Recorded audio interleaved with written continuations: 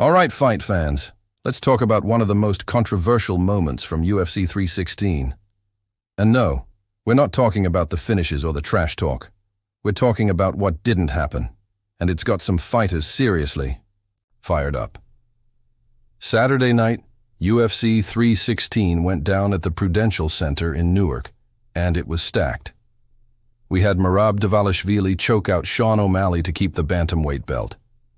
Kayla Harrison dominated Juliana Pena to become champ at 135, and there was a ton of action from start to finish.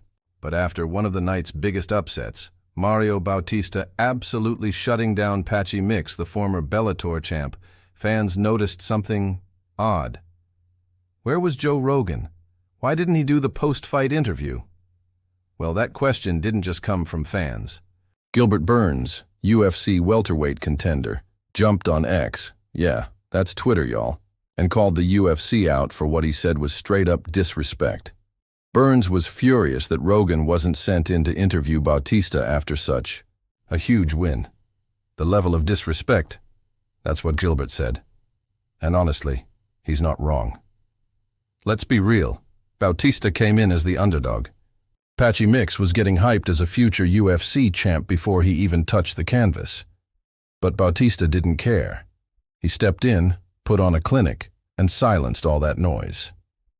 And it's not just Burns backing him up. Fighters all across the UFC have been showing love to Bautista after that performance, and rightfully so. He's now on an 8-fight win streak, took down a former world champ and defended his spot in the top 10 like a beast.